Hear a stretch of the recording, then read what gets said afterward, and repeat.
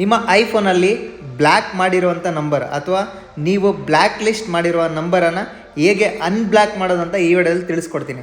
ಅದಕ್ಕಿಂತ ಮುಂಚೆ ಈ ವಿಡಿಯೋಗೆ ಒಂದು ಲೈಕ್ ಮಾಡಿ, ಹಾಗೆ ಸಬ್ಸ್ಕ್ರೈಬ್ ಮಾಡೋದನ್ನು ಮರಿಬೇಡಿ.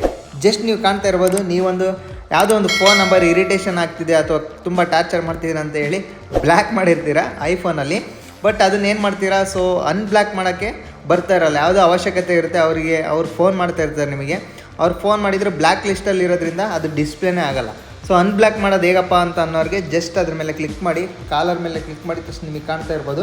ಸೊ ಇಲ್ಲಿ ಅವರ ನಂಬರ್ ಡಿಸ್ಪ್ಲೇ ಆಗಿದೆ. ಜಸ್ಟ್ ಇಲ್ಲಿ ಕಾಣ್ತಾ ಇರ್ಬೋದು ಐ ಸಿಂಬಲ್ ಇದೆಯಲ್ಲ ಅದ್ರ ಮೇಲೆ ಕ್ಲಿಕ್ ಮಾಡಿ.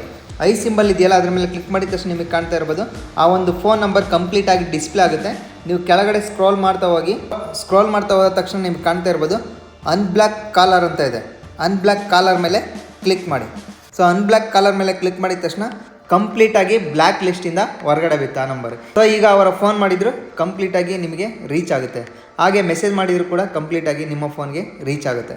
ಸೊ ಈ ವಿಡಿಯೋ ನಿಮಗೆ ಹೆಲ್ಪ್ಫುಲ್ ಆಗಿದ್ರೆ ಒಂದು ಲೈಕ್ ಮಾಡಿ, ಹಾಗೆ ಸಬ್ಸ್ಕ್ರೈಬ್ ಮಾಡೋದನ್ನು ಖಂಡಿತ ಮರಿಬೇಡಿ.